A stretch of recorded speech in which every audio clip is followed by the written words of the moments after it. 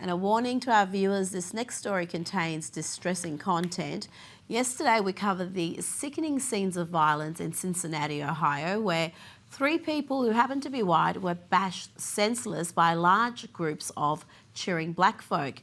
It looked like race-based attacks, but the racial element was a secondary issue. It was this extreme violence that was so disturbing, so much so that Vice President J.D. Vance weighed in on the issue. But yesterday, Cincinnati Police Chief Terry Thiege addressed the issue, and she made these, frankly, astonishing comments. Social media and journalism and the role it plays in this incident. And yes, guys, that's you. That is you.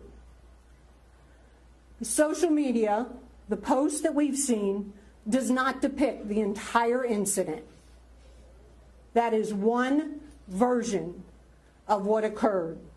I'm sorry, what? One version of what occurred? The videos are clear, Terry. A crazed mob bashed 3 defenceless people senseless. A woman who came to the defence of a man being bashed was sucker punched by a man, knocked out cold. Is there a version where that is acceptable? Joining me now is American Culture Project Senior Fellow and School Choice Advocate, Corey DeAngelis. Corey, what is the police chief on? She seems more upset by the footage going viral than the contents of that footage. I mean, what is she on? She's in this new pill, this 3-letter drug called DEI, deflection, evasion, and incompetence. You could see from the very beginning of the video, what was she trying to do? She was saying, it's your fault. She was pointing at the media instead of taking accountability for the violence in her own city. She's the police chief. She's supposed to be in charge of security. Why weren't the police there? Why were they so slow? Why were they not handling the situation?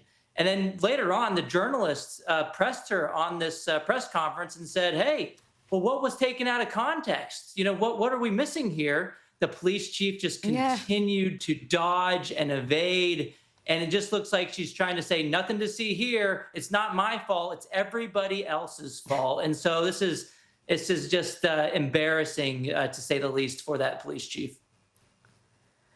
And this police chief is being sued at the moment by her own members. Several of them have claimed that they've been discriminated against because of their gender and their race. They're claiming they were bypassed for promotions in favour of minorities and female lieutenants. So it doesn't seem to be a happy workforce down in Cincinnati.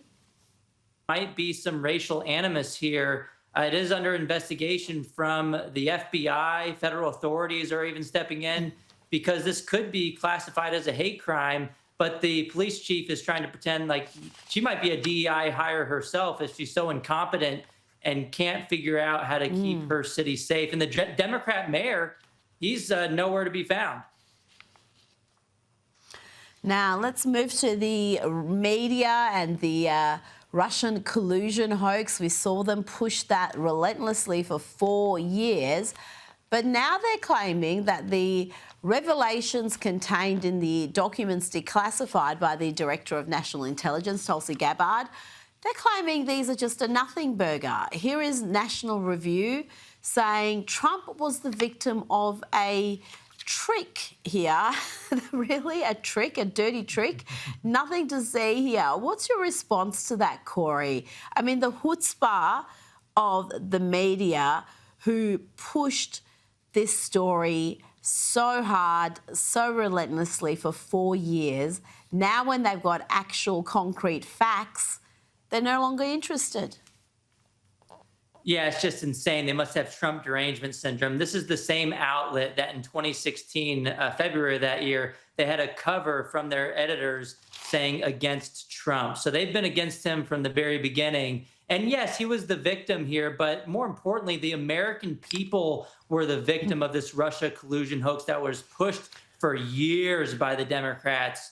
And look, they just couldn't accept defeat. And so they pointed to Russia, Russia, Russia. And by definition, Tulsi does have new evidence and new information. She has declassified documents. So of course there's new information here. And so it's just baffling to me that you have some people in the media trying to pretend like Obama didn't have anything to do with this. There's going to be an investigation. I'm glad Tulsi is pressing on this issue, and we'll see what comes of it. But I mean, it's very obvious. It doesn't seem like there was Russian interference, and Barack Obama and the Democrats, they continued that narrative as long as possible. Well, they didn't just continue it, they manufactured it, because the reports came in whilst Obama was still president, but Donald Trump had won the election. He was waiting for his inauguration. And the reports came in saying, no, Russia did not hack the elections. They didn't try to get Trump over the line. And Obama and his team decided, well, we're going to manufacture the evidence. And these documents really detail at great length how that happened and how one event led to another. So for the media to not be curious about this, I think, is an absolute indictment. Now let's move along to Keir Starmer and President Trump.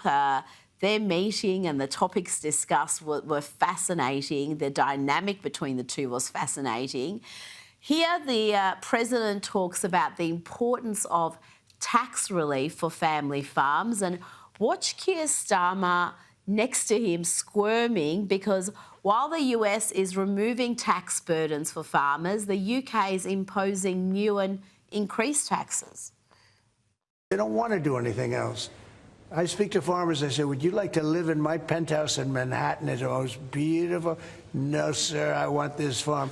And what happens is, I mean, we were losing a lot of people to suicide. They'd borrow money to pay the estate tax, and they were not able to pay it. And some banks are ruthless; they wouldn't do anything, and they would end up committing suicide.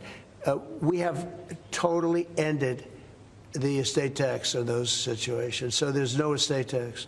So when a parent leaves the farm to the kids, they don't have to worry about their local, possibly unfriendly banker coming in and stealing their farm. Corey, when you look at the full answer there, it's clear the president not only has a great affection for farmers, but he understands how important these family farmers are and how neglected they've been in recent years. That's right. And Starmer was there just awkwardly sitting there. It was almost laughable. He didn't know what to do because Trump's on the right side of history here. The economy relies on the farmers to be able to produce, put food on the table for people, have those grocery stores and their shelves stocked.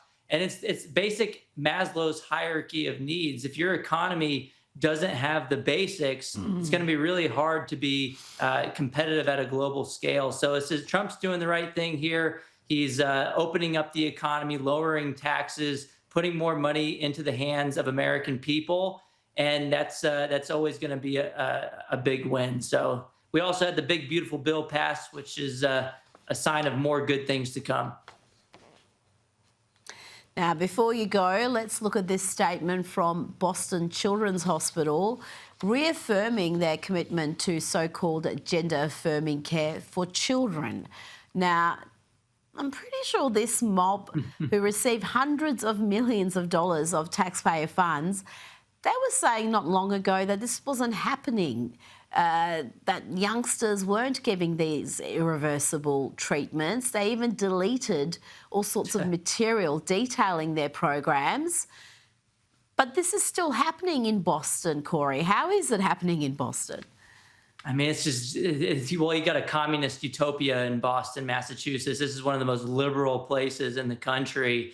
And yeah, I mean, this gender affirming care, we should call it what it is. It is child abuse. And when it's allowed under law, it's state sanctioned child abuse. You have surgeries that are sexual for children. You have hormone therapies. You have puberty blockers. This kind of stuff should not be available to kids. And in some places, the Democrats are pushing for insurance companies to cover this so-called gender-affirming care. So for Boston Children's Hospital or to put out this statement, you can see all the words were so small. If you're explaining you're losing, they know they're on the wrong side here, but they've been found out. It's just like when we found out there was critical race theory happening in schools. At first, the teachers' unions would say, no, it's not happening. But when they couldn't backpedal anymore and we put the spotlight on them, they had to kind of change course and say, oh, well, okay, it's happening. We'll admit that. And we have to pretend it's a good thing now. But they're doing the same thing. We're going to look back in a few years, I mean, in the future and say, this, I cannot believe. It's like basically lobotomies, modern day lobotomies. It's just crazy that they're doing these things to children. And still doing it after everything we have learned in the last 5 years. Corey DeAngelis, thank you so much for your time tonight.